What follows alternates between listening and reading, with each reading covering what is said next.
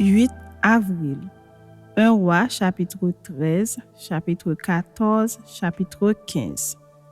Voici un homme de Dieu arriva de Juda à Béthel par la parole de l'Éternel, pendant que Jéroboam se tenait à l'autel pour brûler des parfums. Il cria contre l'autel par la parole de l'Éternel et il dit, « Autel, autel, ainsi parle l'Éternel. Voici, il naîtra un fils à la maison de David.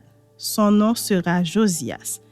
Il immolera sur toi les prêtres des hauts lieux qui brûlent sur toi des parfums, et l'on brûlera sur toi des ossements d'hommes. » Et le même jour, il donna un signe en disant, « C'est ici le signe que l'Éternel a parlé. Voici l'autel se fendra, et la cendre qui est dessus sera répandue. » Lorsque le roi entendit la parole que l'homme de Dieu avait criée contre l'autel de Béthel, il avança la main de dessus l'autel en disant, « Saisissez-le. » Et la main de Jéroboam avait étendue contre lui devint sèche, et il ne put la ramener à soi. L'autel se fendit, et la cendre qui était dessus fut répandue selon le signe qu'avait donné l'homme de Dieu par la parole de l'Éternel. Alors le roi prit la parole et dit à l'homme de Dieu, « Implore l'Éternel ton Dieu et prie pour moi afin que je puisse retirer ma main. » L'homme de Dieu implora l'Éternel, et le roi put retirer sa main, qui fut comme auparavant. Le roi dit à l'homme de Dieu, « Entre avec moi dans la maison, tu prendras quelque nourriture et je te donnerai un présent. » L'homme de Dieu dit au roi, « Quand tu me donnerais la moitié de ta maison, je n'entrerai pas avec toi. Je ne mangerai point de pain et je ne boirai point d'eau dans ce lieu-ci, car cet ordre m'a été donné par la parole de l'Éternel. Tu ne mangeras point de pain et tu ne boiras point d'eau, et tu ne prendras pas à ton retour le chemin par lequel tu seras allé. » Et il s'en alla par un autre chemin, il ne prit pas à son retour le chemin par lequel il était venu à Béthel. Or, il y avait un vieux prophète qui demeurait à Béthel. Ses fils vinrent lui raconter toutes les choses que l'homme de Dieu avait faites à Béthel ce jour-là et les paroles qu'il avait dites au roi. Lorsqu'ils en eurent fait le récit à leur père, il leur dit, « Par quel chemin s'en est-il allé ?» Ses fils avaient vu par quel chemin s'en était allé l'homme de Dieu qui était venu de Juda, et il dit à ses fils, « Scellez-moi l'âne. » Ils lui scellèrent l'âne et il monta dessus. Il alla après l'homme de Dieu et il le trouva assis sous un térébinthe. Il lui dit, « Es-tu l'homme de Dieu qui est venu de Juda ?» Il répondit, « Je le suis. » Alors il lui dit, « Viens avec moi à la maison et tu prendras quelque nourriture. » Mais il répondit, « Je ne puis ni retourner avec toi, ni entrer chez toi. Je ne mangerai point de pain, je ne boirai point d'eau avec toi en ce lieu-ci. Car il m'a été dit par la parole de l'Éternel, tu n'y mangeras point de pain et tu n'y boiras point d'eau, et tu ne prendras pas à ton retour le chemin par lequel tu seras allé. » Et il lui dit, « Moi aussi je suis prophète comme toi. Et un ange m'a parlé de la part de l'Éternel et m'a dit, ramène-le avec toi dans ta maison et qu'il mange du pain et boive de l'eau. » Il lui mentait. L'homme de Dieu retourna avec lui et il mangea du pain et but de l'eau dans sa maison.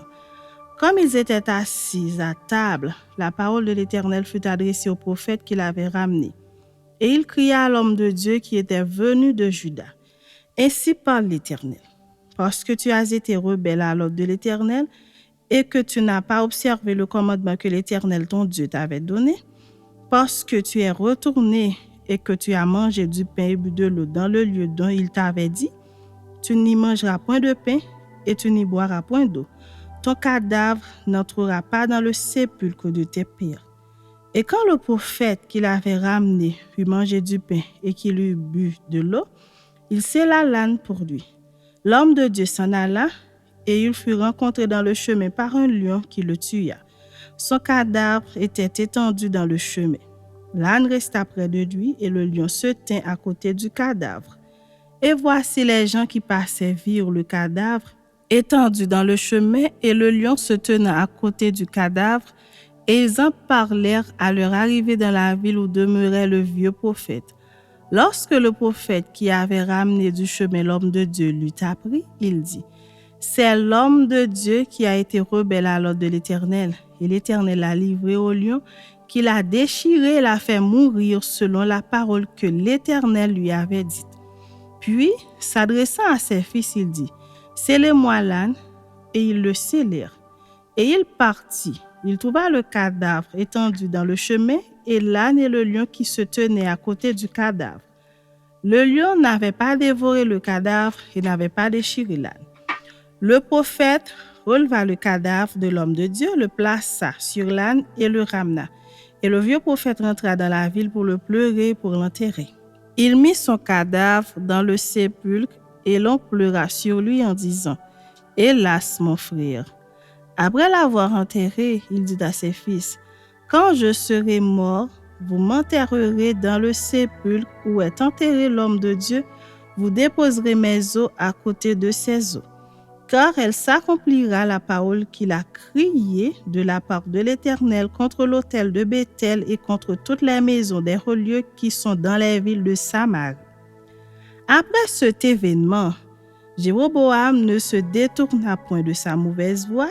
Il créa de nouveau des prêtres des relieux pris parmi tout le peuple. Quiconque en avait le désir, il le consacrait prêtre des relieux.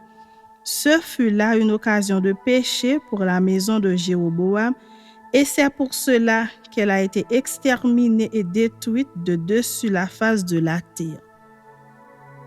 Chapitre 14.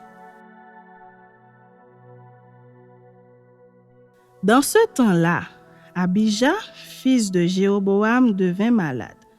Et Jéroboam dit à sa femme, « Lève-toi, je te prie, et déguise-toi pour qu'on ne sache pas que tu es la femme de Jéroboam et va à Silo. Voici là est Achija le prophète. C'est lui qui m'a dit que je serai roi de ce peuple. Prends avec toi 10 pains, des gâteaux et un vase de miel et entre chez lui. Il te dira ce qui arrivera à l'enfant. » La femme de Jéroboam fit ainsi. Elle se leva, alla à Silo et entra dans la maison d'Achija. Achija ne pouvait plus voir car il avait les yeux fixes par suite de la vieillesse. L'Éternel avait dit à Achija, « La femme de Jéroboam va venir te consulter au sujet de son fils parce qu'il est malade. Tu lui parleras de telle et de telle manière. Quand elle arrivera, elle se donnera pour une autre. » Lorsque Achija entendit le bruit de ses pas, au moment où elle franchissait la porte, il dit, « Entre, femme de Jéroboam. Pourquoi veux-tu te donner pour une autre? Je suis chargé de t'annoncer ces choses dures. Va, dis à Jéroboam, ainsi parle l'Éternel, le Dieu d'Israël. Je t'ai élevé du milieu du peuple, je t'ai établi chef de mon peuple d'Israël. J'ai arraché le royaume de la maison de David et je te l'ai donné. Et tu n'as pas été comme mon serviteur David qui a observé mes commandements et qui a marché après moi de tout son cœur, ne faisant que ce qui est droit à mes yeux. Tu as agi plus mal que tous ceux qui ont été avant toi. Tu es allé te faire d'autres dieux et des images de fonte pour m'irriter et tu m'as rejeté derrière ton dos. Voilà pourquoi je vais faire venir le malheur sur la maison de Jéroboam. J'exterminerai quiconque appartient à Jéroboam, celui qui est esclave et celui qui est libre en Israël, et je balayerai la maison de Jéroboam comme on balaie les ordures jusqu'à ce qu'elle ait disparu. Celui de la maison de Jéroboam qui mourra dans la ville sera mangé par les chiens, et celui qui mourra dans les champs sera mangé par les oiseaux du ciel, car l'Éternel a parlé. Et toi, lève-toi, va dans ta maison. Dès que tes pieds entreront dans la ville, l'enfant mourra. Tout Israël le pleurera et on l'enterrera, car il est le seul de la maison de Jéroboam qui sera mis dans un sépulcre, parce qu'il est le seul de la maison de Jéroboam en qui se soit trouvé quelque chose de bon devant l'Éternel, le Dieu d'Israël. L'Éternel établira sur Israël un roi qui exterminera la maison de Jéroboam ce jour-là. Et n'est-ce pas déjà ce qui arrive? L'Éternel frappera Israël et il en sera de lui comme du roseau qui est agité dans les eaux. Il arrachera Israël de ce bon pays qu'il avait donné à leur père et il les dispersera de l'autre côté du fleuve parce qu'ils se sont fait des idoles irritant l'Éternel. Il livrera Israël à cause des péchés que Jéroboam a commis et qu'il a fait commettre à Israël. La femme de Jéroboam se leva et partit. Elle arriva à Tirtsa, et comme elle atteignait le seuil de la maison, l'enfant mourut. On l'enterra, et tout Israël le pleura, selon la parole que l'Éternel avait dite par son serviteur Achija le prophète. Le reste des actions de Jéroboam, comment il fit la guerre et comment il régna, cela est écrit dans le livre des chroniques des rois d'Israël. Jéroboam régna 22 ans, puis il se coucha avec ses pères. Et Nadab, son fils, régna à sa place. Roboam, fils de Salomon, régna sur Juda. Il avait 41 ans lorsqu'il devint roi. Et il régna 17 ans à Jérusalem, la ville que l'Éternel avait choisie sur toutes les tribus d'Israël pour y mettre son nom. Sa mère s'appelait Naama l'Ammonite. Juda fit ce qui est mal aux yeux de l'Éternel, et par les péchés qu'ils commirent, ils excitèrent sa jalousie plus que ne l'avait jamais fait leur père. Ils se bâtirent eux aussi des relieux avec des statues et des idoles sur toute colline élevée, sur tout arbre vert. Il y eut même des prostituées dans le pays. Ils imitèrent toutes les abominations des nations que l'Éternel avait chassées devant les enfants d'Israël. La 5e année du règne de Roboam, Shishak, roi d'Égypte, monta contre Jérusalem. Il prit les trésors de la maison de l'Éternel et les trésors de la maison du roi. Il prit tout. Il prit tous les boucliers d'or que Salomon avait faits.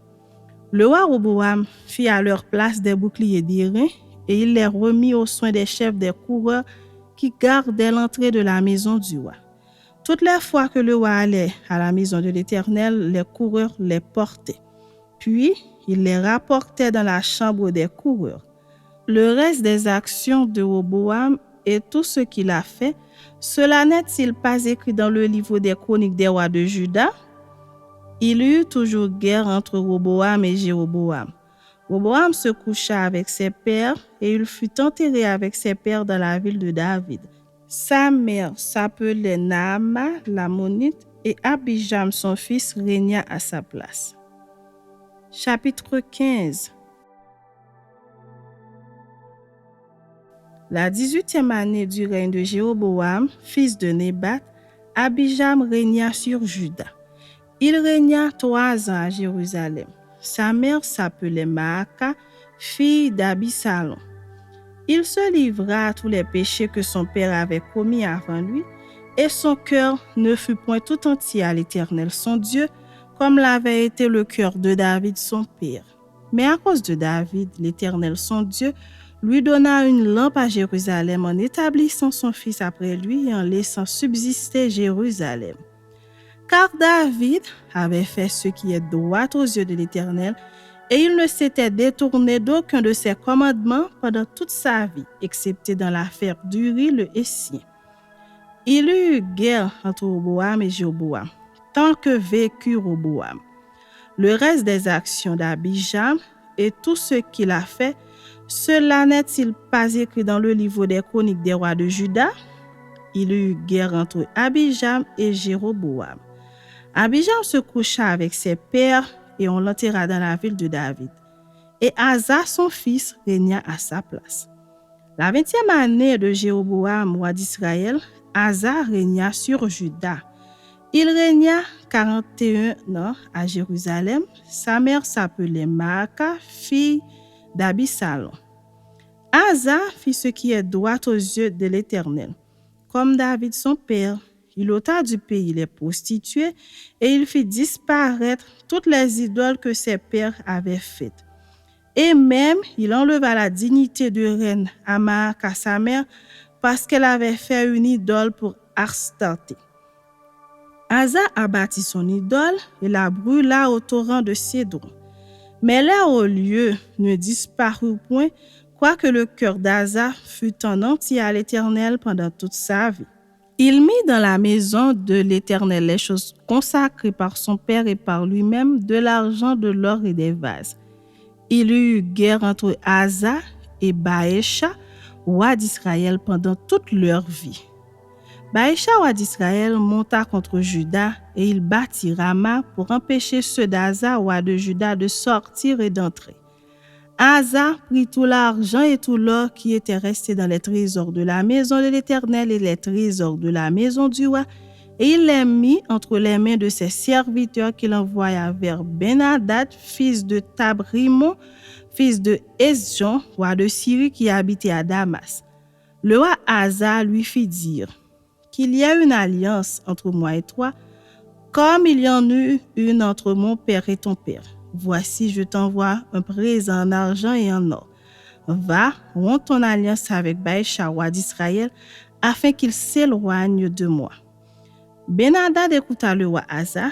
Il envoya les chefs de son armée contre les villes d'Israël, et il bâtit Ijon, Dan, Abel-Beth-Maaka, tout Kinroth et tout le pays de Nephtali.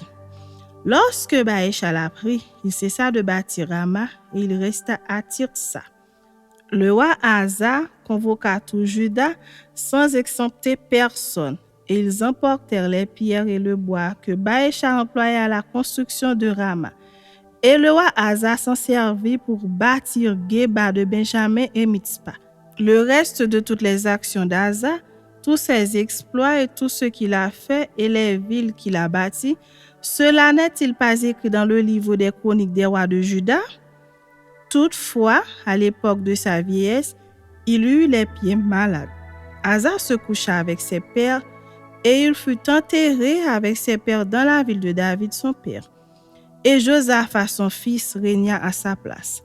Nadab, fils de Jéroboam, régna sur Israël la seconde année d'Asa, roi de Juda. Il régna 2 ans sur Israël. Il fit ce qui est mal aux yeux de l'Éternel et il marcha dans la voie de son père, se livrant au péché que son père avait fait commettre à Israël.